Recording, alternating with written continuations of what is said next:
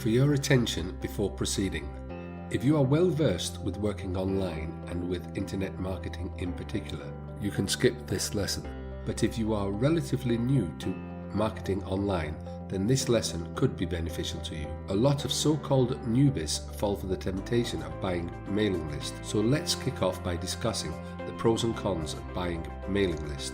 Buying mailing list has been a common thing that businesses and new internet marketers just think they have to do. Probably they thought that this will let them hit the ground running as they start a new venture or even a new campaign.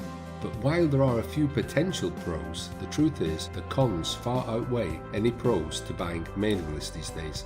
It is far easier to find your audience today using social media platforms like Facebook, for example, that there is no real reason to have to buy a mailing list. There are spam risks. If you buy an email list, you're likely to end up being accused of spam. It's so much better to get an audience through other means and make sure you activate the double opt-in option within your autoresponder of choice. When people double opt-in, they're giving you permission to market to them, and that's so much better. Side note, a large percentage of the more experienced internet marketers out there tend not to use the double opt-in method, but the reasons are outside the scope of this video.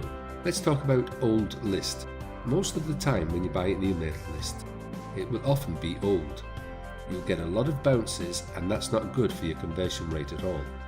In fact, most of the time the email addresses are no longer active and they will never respond to any email that you might send to them. Many mailing lists just will not be the right target audience. In other words, they will be in the wrong target. When you send emails to a purchase list, it's really cold calling. The people aren't primed in any way to receive your messages and likely will not even read them because the list you purchase is quite simply the wrong target market. Don't get caught up with a sense of false security. Often, when a business owner buys a list, they are just trying to appear busy, but they're skipping some very important steps, which involves warming up your market and getting them to give you permission to send them educational and informational emails. Buying the list just makes you feel as if you're doing something. If instead you work toward finding your target audience, delivering what they want and need, and building your own list with those you've spent time warming up, you'll find that you are much more successful. It is much better to interact with and profit from a warm market. When you attract people to sign up for your email list, they have already warmed up to you. They know what they're getting in exchange for the email address, and they have given you permission to send them information.